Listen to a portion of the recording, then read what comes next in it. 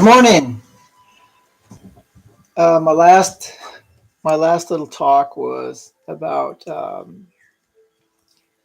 insulin and glucagon. Today I want to talk about leptin and ghrelin. What in the world are they?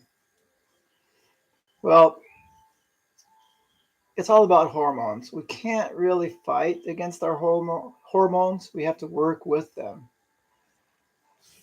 It's very important when you're hungry. Why are you hungry? Um, Ghrelin is a hormone that stimulates appetite. It tells you you're hungry. Leptin is a hormone that says, "Oh, I'm satisfied. I'm satiated. I'm good. I'm all good." And these two play a huge role in our metabolic health. When our leptin hormone is being received, in other words, we're leptin sensitive, we're not leptin resistant. That means, okay, our body can tell us, oh, we're satisfied, we're good. And it suppresses the ghrelin hormone that says, I'm hungry, I'm raving hungry. So a lot of us have been or are leptin resistant, meaning that we can't really receive the leptin signaling. And if we can't receive the leptin signaling, the opposite hormone, the ghrelin, is going to be predominant. And the ghrelin is eat, feed me, I'm hungry. And why do we see, it's very important to know a little bit about your body, why you're hungry, why you can't be satisfied, why you're always hungry. And it kind of comes down to a lot of the same things that I've been talking about, and a lot of people are talking about it. It's all against the rules, let you know. Although there's new studies coming out all the time that aren't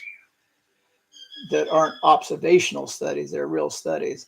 Observational studies, they give you a questionnaire and say, what did you eat last year? Okay, well, no one's going to remember that. And if you ate a pizza with a little pepperoni on it, then you're a meat eater. So meat causes metabolic disease, causes cancer. Okay, that's malarkey, of course. So back to leptin. Why do we become leptin resistant? In other words, why do we let the ghrelin hormone dominate? We're always hungry. And it comes back to, again, a few things. When you ingest a high carbohydrate diet, which most of us have or are doing, that screws up your hormonal signaling. You don't even know when you're really hungry and when you really want to eat. You always want to eat. You don't experience true hunger. It's just the hormones run amok. So one thing you can do, a couple things. I think there's 4 things I had noted.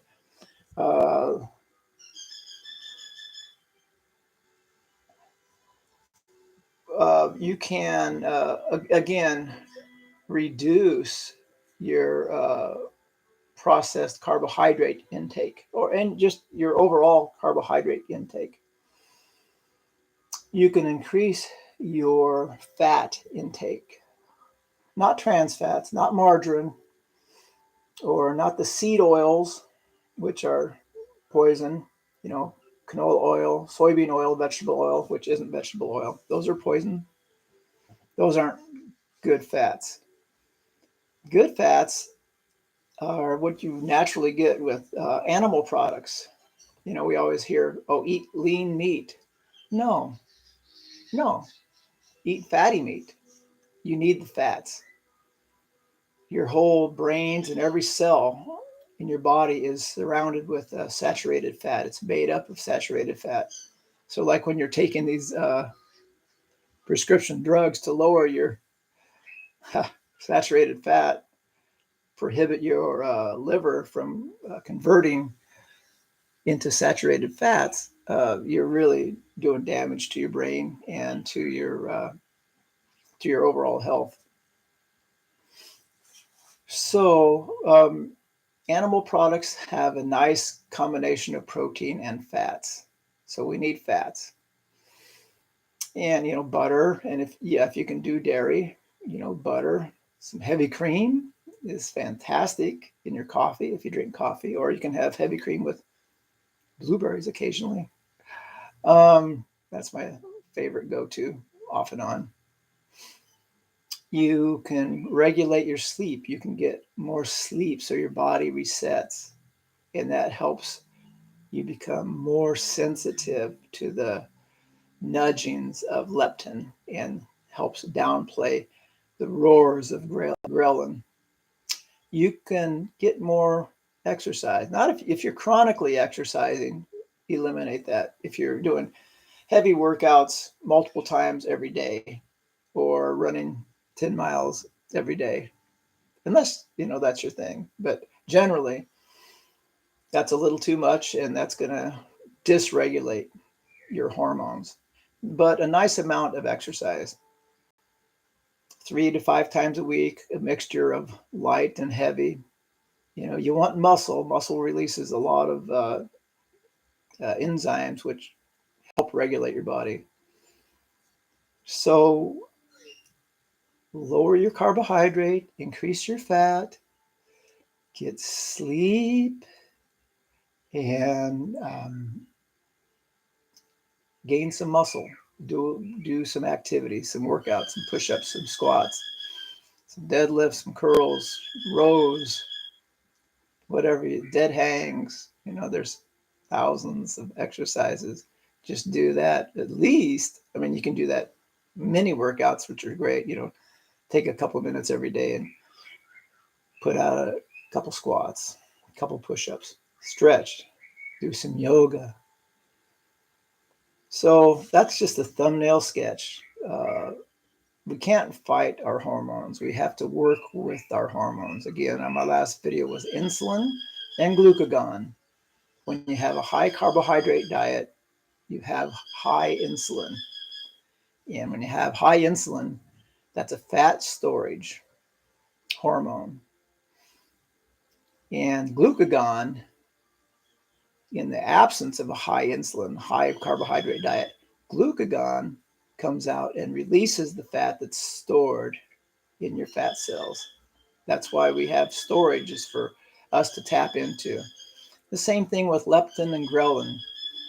When you have a high carbohydrate diet and a lot of stress, high inflammatory foods like the lovely cereals and whole wheats, crackers, the pastas, the stuff that we just love, that suppresses our leptin signaling. It just screws it up. It dysregulates our hormonal signaling.